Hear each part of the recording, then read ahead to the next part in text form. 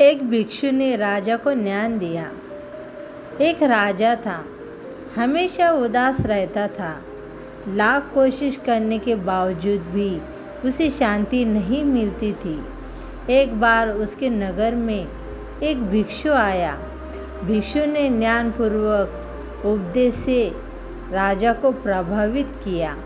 उसने भिक्षु से पूछा, मैं राजा हूँ, मेरे पास सब कुछ है, किंतु फिर भी मेरे मन में शांति नहीं है। मुझे क्या करना चाहिए? भिक्षु बोला, आप अकेले में बैठकर चिंतन करें। राजा अगले ही दिन सुबह अपने कक्ष में आसन जमा कर बैठ गए। तभी उसके महल का एक कर्मचारी सफाई के लिए राजा के पास आया। राजा उससे बात करने लगे। कर्मचारी से राजा ने उसकी परेशानियां पूछी, जिन्हें सुनकर उसका दिल भर आया। इसके बाद राजा हर कर्मचारी के कष्ट व दुख जानने लगे। सबकी व्यथा सुनने के बाद राजा ने निष्कर्ष निकाला कि वेतन कम होने से सभी आर्थिक रूप से त्रस्त थे। राजा ने तत्काल उनके वेतन में वृद्धि की, जिससे वे सभी खुश हो गए और उन्होंने राजा के प्रति आभार व्यक्त किया।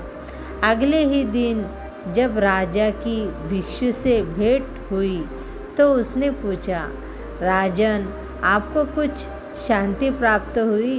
राजा बोले, मुझे पूर्ण रूप से तो शांति नहीं मिली, किंतु सबसे मैंने मनुष्य के दुखों के स्वरूप को जाना है और शांति थोड़ी थोड़ी कम होती गई। तब भिक्षु ने समझाया, राजन, आपने शांति के मार्गों को खोज लिया है, बस उस पर आगे बढ़ते जाइए। एक राजा तभी प्रसन्न रह सकता है जब उसकी प्रजा सुखी है।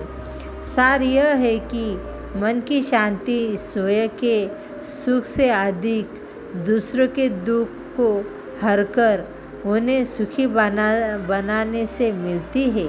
इसलिए यथाशक्ति दूसरों की सहायता करें। नमो बुद्धाय। धन्यवाद।